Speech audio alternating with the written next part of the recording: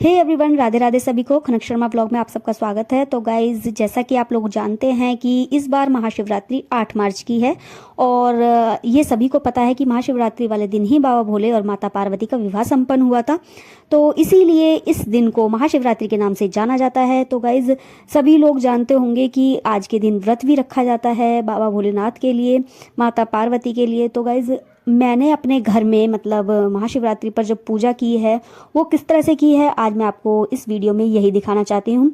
उससे पहले आप मेरे चैनल को सब्सक्राइब करें, वीडियो को लाइक करें और ज़्यादा से ज़्यादा शेयर करें। और वीडियो को देखने के बाद अगर आपको कोई डाउट हो वीडियो को लेकर तो आप मुझसे कमेंट में पूछ सकते हैं। तो गाइज, जैसा कि आप लोग जानते हैं कि महाशिवरात्रि वाले दिन बहुत ज़्यादा जल्दबाजी होती है। मंदिर में जाकर लोग जो पूजा करते हैं वो हवड़ तवड़ और जल्दबाजी में करते हैं। तो मैंने सोचा क्यों ना आपको घर में ही पूजा कैसे करें उसका विधि मतलब तरीका जो है बता दूं, क्योंकि आप मंदिर में जाओगे भीड़ होगी तो इस वजह से आप जल्दबाजी में एक लोटा जल भी आप ठीक से चढ़ा पाए तो वो भी बहुत बड़ी बात होती है। तो आप घर में ही पूजा कर लीजिए तसल्ली से। तो देखिए, वैसे तो 4 पहर की पूजा होती है महाशिवरात्रि पर, लेकिन मैं आपको एक ही पहर में 4 पहर की पूजा कैसे की जाती है उसका विधान और विधि बताना चाह रही हूँ।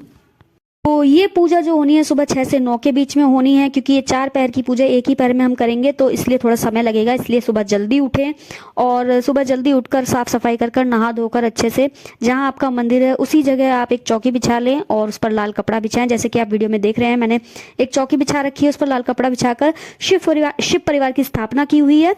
और शिव परिवार की स्थापना करने के बाद एक गंगा जल का लोटा भर लें, उसमें फूल वगैरह डालकर शिव परिवार को स्नान कराएं। उसके बाद रोली का तिलक करें शिव परिवार को और माता को चुन्नी उड़ाएं, गौरा माँ को, क्योंकि आज के दिन शिव विवाह हुआ था इसलिए माता गौरा को लाल चुन्नी उड़ाएं।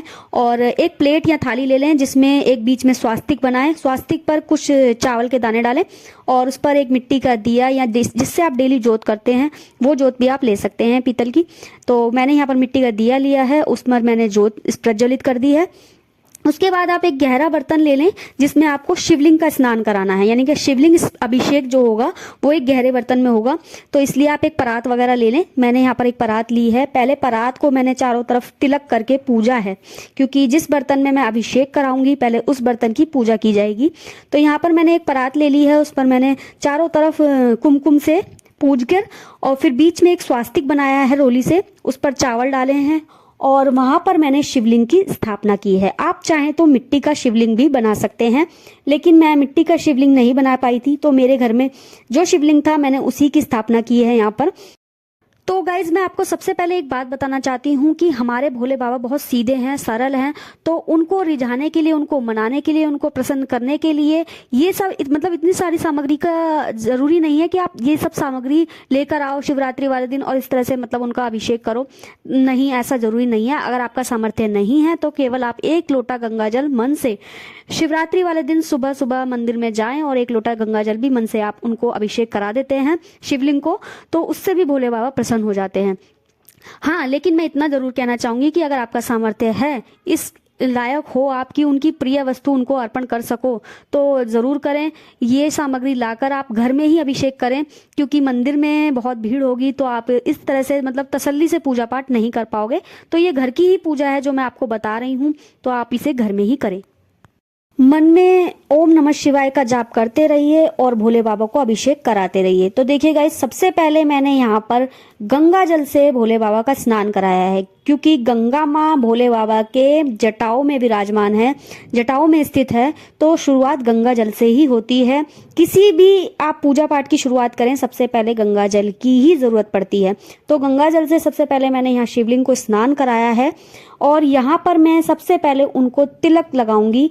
आप चाहें तो चंदन का लगाएं, रोली का लगाएं और भस्म तो उनकी प्रिय ही है तो भस्म का भी तिलक कर सकते हैं उनको। तो यहाँ पर मैंने शुरुआत में उनको रोली का तिलक किया है और रोली का तिलक करने के बाद उनको अर्पण किए हैं अक्षत, यानी कि चावल, उनको चावल अर्पण किए हैं। और उसके बाद मैंने उनके गले में धारण कराए हैं नाग देवता, जो उनके गले का हार है। तो गाइज, मैं ये तांबे का नाग देवता जो है मैं एक दिन पहले ही लेकर आई हूँ। तो मैंने, क्योंकि उन भोले बाबा को ये बहुत प्रिय है, इसके बिना भोले बाबा अधूरे रहते हैं। तो मैं ये नाग देवता लेकर आई थी तांबे के, तो वो भी मैंने भोले बाबा को अर्पण कराए हैं। और नाग देवता को भी मैंने पहले स्नान कराया था गंगा जल से, उसके बाद मैंने उनको तिलक कराया, बाबा के गले में धारण कराने के बाद मैंने तिलक कराया है उनको। तो यहाँ पर अब मैं पहला अभिषेक करा रही हूँ कच्चे दूध का।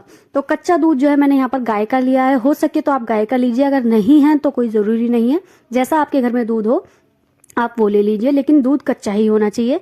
तो पहले पैर का अभिषेक कच्चे दूध से होगा और नाम जप आप अपने मन ही मन करते रहिए और अभिषेक बाबा का करते रहिए। यहाँ पर ओम नमः शिवाय का आपको जाप करना है। अगर आपको और भी भोले बाबा के मंत्र और पूजा अगर आपको आती है कि जैसे भाई पूजा करते में कौन कौन से मंत्रों का जप करना चाहिए, तो वो भी आप कर सकते हैं। लेकिन अगर आप नहीं आता आपको, तो आप केवल ओम नमः शिवाय का जाप करते रहिए। अब देखिए, जैसे कि मैंने यहाँ पर पहला मतलब अभिषेक कर दिया है, उसके बाद मैंने गंगा जल से स्नान कराया है। ये मैं अब दूसरा अभिषेक की तैयारी कर रही हूँ, इसलिए मैंने गंगा जल का स्नान कराया है। तो उसके बाद मैंने तिलक लगाया भोले बाबा को, फिर से अक्षत अर्पण करे हैं और अब मैं दूसरे पहर का अभिषेक करूंगी। तो जो दूसरे पहर का अभिषेक होगा, अगर आप चारों पहर की पूजा 4 पहर में करना चाहते हैं तो वो आपकी इच्छा है, वरना तो जैसे मैं एक पहर में चारों पहर की पूजा कर रही हूँ तो आप इस तरह से कर सकते हैं। तो अब दूसरे पहर की पूजा होगी दही से। तो गाय का दही हो तो बहुत ही अच्छी बात है, नहीं तो कोई बात नहीं, जैसा आपके घर में दही हो, लेकिन दही एकदम शुद्ध होना चाहिए। तो यहाँ पर मैंने दही से मतलब अभिषेक कराया बाबा का, और दही से मतलब अच्छे से रगड़ रगड़ कर अभिषेक कीजिए बाबा का और नाम जप करते रहिए। तो गाइज वीडियो थोड़ी लंबी हो गई है, लेकिन आपको चारों पैर की पूजा को एक ही पैर में करना है तो थोड़ा सा समय लगेगा, इसलिए ये वीडियो थोड़ी लंबी हुई है। और आपको पूरी ध्यान से देखना है कि आपको चारों पैर की पूजा करनी कैसे है, क्योंकि देखिए पूजा में हवड़ तवड़ करनी और जल्दबाजी करनी और उल्टा सीधा कर करा के छुट्टी कर देना, तो वो मैं सही नहीं समझती। इसलिए तरीके से और मतलब विधि जो होती है जिस तरह से करना चाहिए उसी तरह से पूजा करें, तो उसका लाभ भी मिलता है और वो हमारे लिए फलदायी भी होती है। तो अब यहाँ पर मैंने दूसरे पैर का अभिषेक करा दिया है, तो अब तीसरे पैर के अभिषेक की तैयारी कर रही हूँ। तो उससे पहले मैं फिर से भोले बाबा को स्नान कराऊंगी गंगा जल से, और गंगा जल से स्नान कराने के बाद उनको फिर से तिलक करूंगी कुमकुम का, और तिलक करने के बाद फिर से उनको अक्षत अर्पण करूंगी। और देखिए गाइज, एक बात मैं आपको और बता देती हूँ कि 4 पैर में 4 बार ही आरती करेंगे, लेकिन यहाँ पर मैं एक ही पैर में 4 पैर की पूजा कर रही हूँ, इसलिए मैंने आरती जो है सबसे लास्ट में की है, क्योंकि मैं एक ही पैर में पूजा कर रही हूँ। लेकिन अगर आप चारों पैर की इसी तरह से अभिषेक कराकर पूजा करेंगे तो आपको चारों बार ही भोले बाबा की धूप कपूर से आरती करनी होगी। तो देखिए गाइज, अब यहाँ पर तीसरे पैर का अभिषेक होगा गाय के देसी घी से।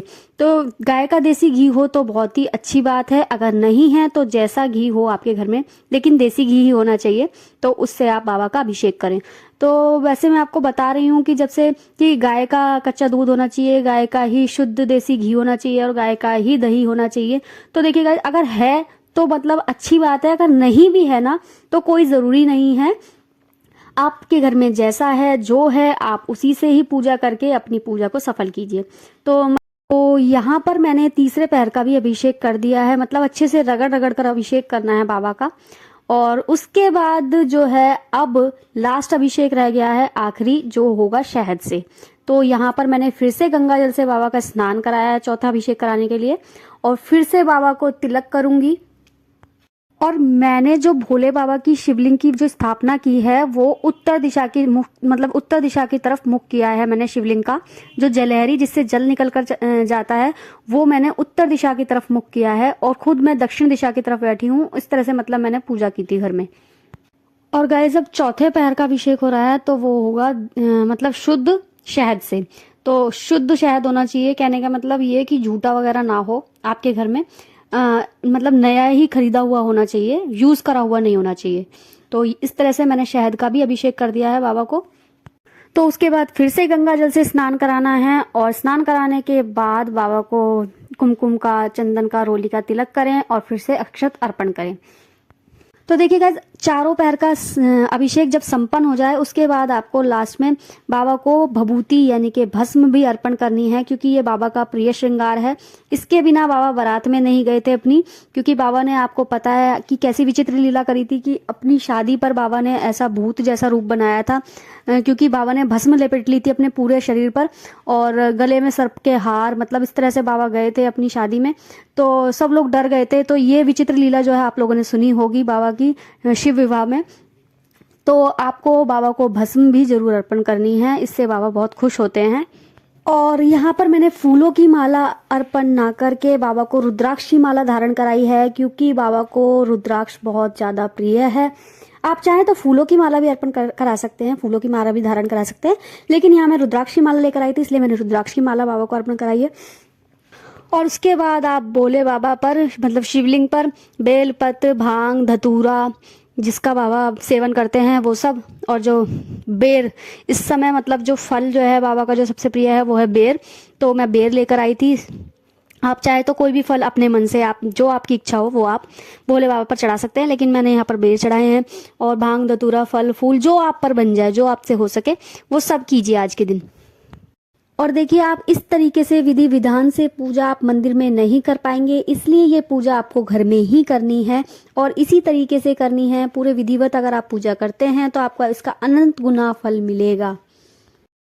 और अब आप यहाँ पर सब काम करने के बाद, मतलब पूरा अभिषेक और इस तरह से पूरी पूजा संपन्न करने के बाद, विधि कार्य मतलब पूरे होने के बाद, आपको यहाँ पर धूप कपूर से बाबा की आरती करनी है। तो देखिए, मैंने आरती भी करी थी, लेकिन उससे पहले मैंने क्या करा, मैंने अपने ठाकुर जी को भी बिठाया था वहाँ पर। तो ठाकुर जी का भी मैंने पंचामृत से स्नान कराया, उनको भी बारात में जाने के लिए तैयार कराया भोले बाबा के साथ। तो अब यहाँ पर मैंने दोनों की ही आरती करी है। और आरती वगैरह करने के बाद मैंने माता गौरा को श्रृंगार का सामान अर्पण करा था, क्योंकि आज के दिन अगर गौरा माँ को श्रृंगार का सामान अर्पण करते हैं तो सुहागन औरतों के लिए ये बहुत शुभ होता है और उनके पति की आयु बहुत लंबी होती है, मतलब ऐसा वरदान मिलता है गौरा माता से। तो गाइज, यहाँ पर मेरी पूजा हो चुकी है संपन्न और आपको भी इसी तरह से पूजा करनी है। अगर आपको मेरी पूजा विधि अच्छी लगी हो तो प्लीज वीडियो को लाइक, शेयर, कमेंट और सब्सक्राइब जरूर करें चैनल को। तो मिलती हूँ आपसे नेक्स्ट वीडियो में, तब तक के लिए हैप्पी महाशिवरात्रि, राधे राधे।